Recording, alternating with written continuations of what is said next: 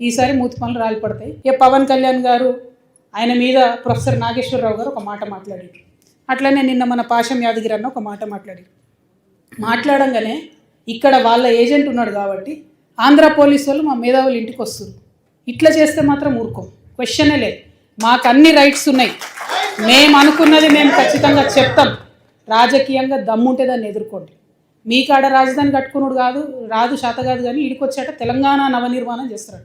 మా పని మేము చేసుకుంటాం, మా నిర్మాణం మేము చేసుకుంటాం, మా కథలు మేము పడతాం. రాష్ట్రం విడిపోయింది, ప్రజలు విడిపోలే. మీరు ప్రజల మధ్యలో చిచ్చు పెట్టకండి. చిచ్చు పెడితే మాట్లాడేటోళ్ళు లేరు, ఊరుకుంటోళ్ళు లేరు అనుకుంటారేమో. ఇగో ఈ జెండా రాకముందు లెక్క వేరే, ఇప్పుడు లెక్క వేరే. టీఆర్ఎస్ 2.0 ఇక్కడ, టీఆర్ఎస్ 2.0 ఇక్కడ పెట్టుకుంటే మాత్రం మంచిగా ఉండదు. ఇదివరకు ఒకసారి పెట్టుకున్నారు, రాష్ట్రం వచ్చింది. ఈసారి మూతి పనులు రాలి పడతాయి. కాబట్టి మీరు మా ప్రజల్ని తక్కువ చేసి మాట్లాడడం, మా మేధావుల మీద చేయాలనుకోవడం, లేనిపోని సాంస్కృతిక పెత్తనం మా మీద రుద్దాలనుకోవడం, మీకు అక్కడ రాజధాని కట్టుకోవడం చేతగాక మీ పొలిటికల్ పంచాయతీలను తీసుకొచ్చి మా మీద రుద్దడం. ముందు మీ రాజధాని కట్టుకోండి, మా జిహెచ్ఎంసీ ఎన్నికలలో పోటీ చేసే విషయం మీరు మళ్ళీ ఆలోచిద్దాం.